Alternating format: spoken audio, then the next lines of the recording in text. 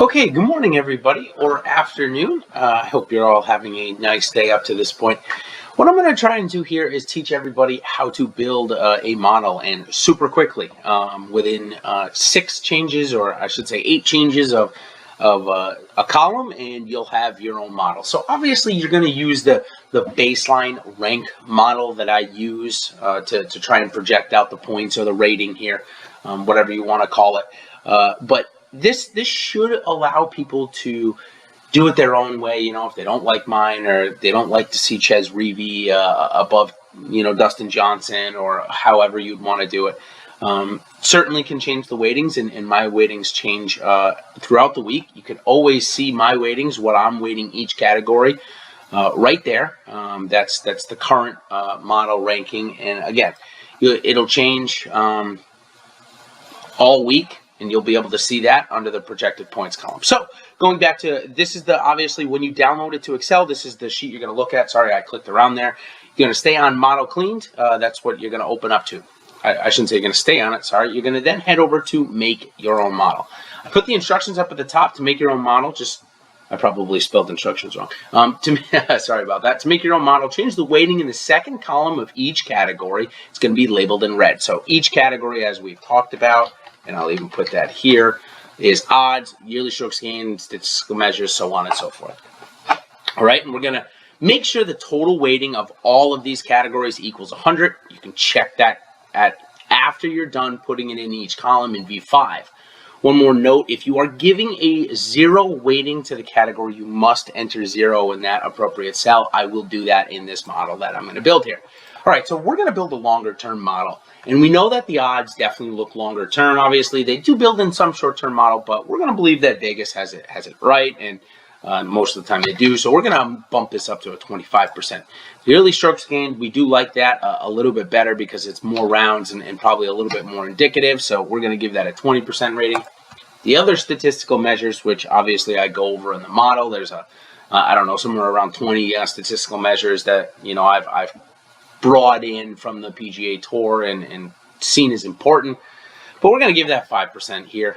So we're at 50% so far. The 6-week rolling strokes gain, let's say that some people think it's probably just a little bit too short of amount of time for an overall model. We're going to give that 5%.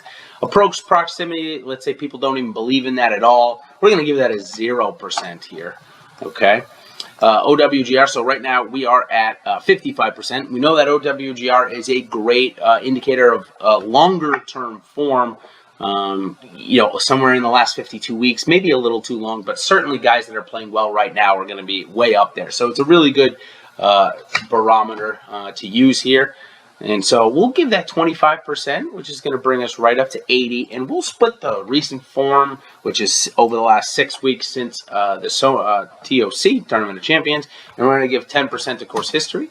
We'll verify that it's 100 right there in V1, and it sure is. Let's say you want to give a little bit more weighting. You can go over 100. It's just suggested to go at 100. So once you've filled all those in, we're going to go back to the model clean. And now we're going to head up to the MYOM, make it your own model. It's my acronym. I don't know if I made it up. I probably didn't. But anyways, and now we're going to go ahead and sort. And you're going to have a couple options here. Obviously, you're going to still have your ranking. And you're going to have your make your own model ranking and the difference. So you're going to see, obviously, in this one, Dustin Johnson has moved up from 12 to 4. We've seen Bubba Watson move up from 24 to 10. Tiger Woods, Rafa Cabrera-Bello, Louis Oosthuizen, Jordan Spieth gained a couple, Adam Scott, Ty Hatton, Luke List.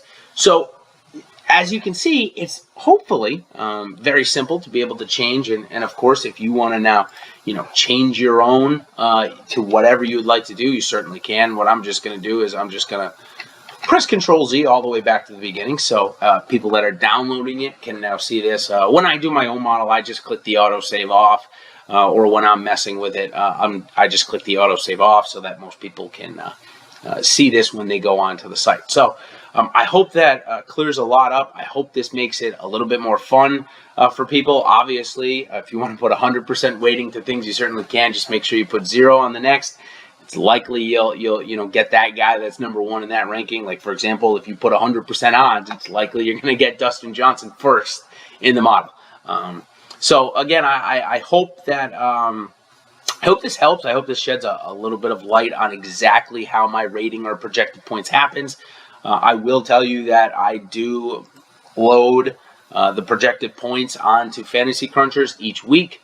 And see, now again, I will always put in the allocations that I would like, that I go over in my winning element article.